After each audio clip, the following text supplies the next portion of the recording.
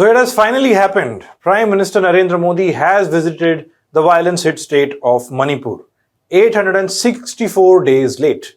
In these last 28 months, more than 260 people have died, 60,000 people have been displaced, hundreds have been injured, and there's a sharp divide between the Kuki and the Meitei community, to say the least. In addition, Manipur continues to remain without a proper state government in place.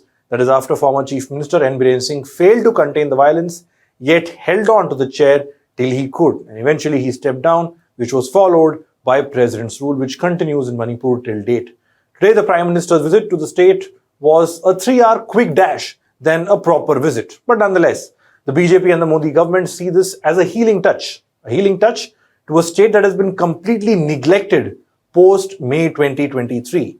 The opposition says this is too little too late and that such a brief trip to Manipur is pure tokenism and an insult to the people of Manipur. In fact, the people of Manipur too, who have been pleading for help for 2 years, don't seem to be quite optimistic about this visit by the Prime Minister. Hello and welcome, I'm Shubham Chauhan. Let's get started. So like I said, Prime Minister Modi's visit to Manipur today was the first since violence began in 2023.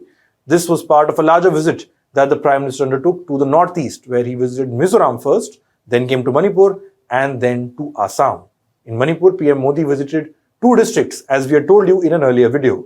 The first was Churachandpur, a town which is in the hill districts and dominated by the Kuki-Zo community. In fact, this is also the town where violence first began in May 2023. From Churachandpur, PM Modi went to Manipur's capital city of Imphal. This is dominated by the Meitei community. It's in the valley and it is dominated by the Meiteis. Now, the PM's visit was focused on 2 aspects: infrastructure and assurance. PM Modi laid foundation stone for new development projects worth over 8,000 crore rupees in the state of Manipur. So from roads, highways, homes, to women welfare schemes and even new railway lines, multiple announcements and multiple foundation stones were laid by the Prime Minister. Specifically, in Churachandpur, the Prime Minister laid the foundation stone for 14 major development projects. This is worth 7,300 crore rupees and includes drainage facilities, women's hostels, schools, and super specialty healthcare facilities. In Imphal, he inaugurated infrastructure projects worth 1,200 crore rupees and also addressed a gathering at the historic Kangla Fort in Imphal. This old fort, the Kangla Fort, was the seat of power of the erstwhile Manipur kingdom. There, the PM spoke about how improving connectivity in the northeast and bringing in new infrastructure has been the focus of the government, and how the budgets have been increasing for these projects since 2014.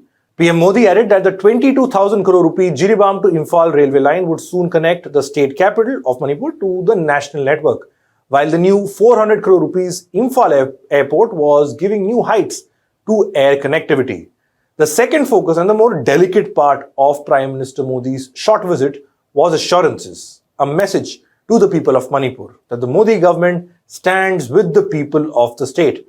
PM Modi said that the government is doing all that it can to ensure normalcy in the state. He appealed to all organizations in Manipur to move forward together peacefully and put an end to violence.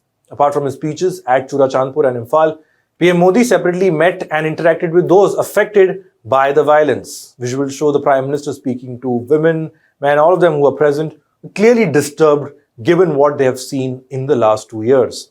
The Prime Minister also met children and interacted with them before addressing the rally. Speaking in Churachandpur, PM Modi said he is confident that this will be the mark of a new beginning, a new dawn in the state of Manipur. Manipur की ये धरती, ये क्षेत्र आशा और उम्मीद की भूमि है, लेकिन दुर्भाग्य से हिंसा ने इस शानदार इलाके को अपनी चपेट में ले लिया था। थोड़ी देर पहले मैं उन प्रभावित लोगों से मिला हूं जो कैंप्स में रह रहे हैं। उनसे बातचीत के बाद मैं कह सकता हूं कि उम्मीद और विश्वास की नई सुबह मणिपुर में दस्तक दे रही है। साथियों, किसी भी स्थान पर विकास के लिए शांति की स्थापना बहुत जरूरी है। बीते 11 वर्षों में नॉर्थ ईस्ट में दशकों से चल रहे अनेक विवाद, अनेक संघर्ष समाप्त हुए हैं। लोगों ने शांति का रास्ता चुना है, विकास को प्राथमिकता दी है। मुझे संतोष है कि हाल ही में हिल्स और वैली में अलग अलग ग्रुप्स के साथ समझौतों के लिए बातचीत की शुरुआत हुई है। ये भारत सरकार के उन प्रयासों का हिस्सा है जिसमें संवाद, सम्मान और आपसी समझ को महत्व देते हुए शांति की स्थापना के लिए काम किया जा रहा है। In addition, PM Modi also announced a special package of 3,000 crore rupees for the state, including 500 crore rupees to support those displaced by the violence. PM Modi said his government aims to build 7,000 new houses for families who have lost their homes and assured the resettlement of the people would be prioritized. Of course, he did not address some pressing questions. First, what took him so long to come to Manipur? 2 years, more than 2 years in fact. The second, why, despite the scale of the crisis, did he only speak about it twice in broad terms in parliament? More importantly, what happens next? When will Manipur get a state government? What are the steps that the centre, the Modi government, is taking to ensure a more proactive dialogue between the Meiteis and the Kukis so that the violence can end? The Modi government is quiet on these issues because remember, PM Modi and his government have clearly been missing in action when it has come to Manipur and containing the violence. It has left the state burning for 2 years, more than 2 years. The inaction has ensured that families have been destroyed, their homes have been destroyed, the education of children has taken a hit. In today's visit, the PM seemed to give an indication on how the government plans to take things forward. And this involves a mix of social welfare schemes, development works, infrastructure projects, and taking care of those displaced as a result of what has happened. But is that enough? Is this 3-hour visit of the Prime Minister enough to get that trust of the people of Manipur? Take a look at this report of Rokhibul Zaman published by Scroll.in. It says about 65,000 internally displaced people are still struggling to pick up the pieces, rebuild their lives 28 months after the conflict began in Manipur. Those who have had to bear the brunt of the violence don't share the optimism like the PM was projecting on stage. One such person, whose name is James, told Scroll that he could not help but feel indifferent. He said, "I wish he had visited sooner, sincerely speaking. If he had come in the first month of the extreme violence, then maybe things might be different." He added that internally displaced people or IDPs do not expect anything from the Prime Minister's visit. Another Meitei man quoted in the story said, "The government should establish peace as soon as possible so we can go to our respective homes. Because this is my country, isn't it? Am I asking to go to Burma or Nepal? No, I'm asking to go back home." The story published by Scroll goes on to describe the conditions of those who have been displaced and how their life has completely been disrupted. They are not in the best of shape, financially, physically, and mentally. Struggle is an understatement as far as the people of Manipur are concerned for the last 2.5 years. Now, whether this visit by the Prime Minister will be just a one-off statement for the cameras or will it be used for something more substantial still remains to be seen. Meanwhile, the Congress party has slammed this visit of the Prime Minister. They say it is too late. It is tokenism and a disrespect to the people of Manipur.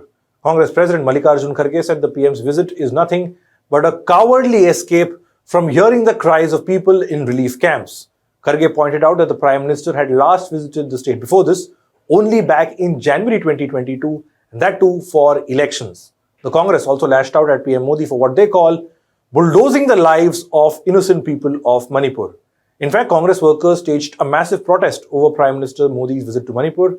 The protests broke out just outside the historic Kangla Fort, which is near the Manipur Congress office and a few meters away from where the Prime Minister spoke. Congress workers were seen showing placards that read, "Manipur is burnt under BJP rule and stop communal politics." Workers from Manipur People's Party also staged protests near the venue where the PM spoke. And these are the visuals on your screen from the protests.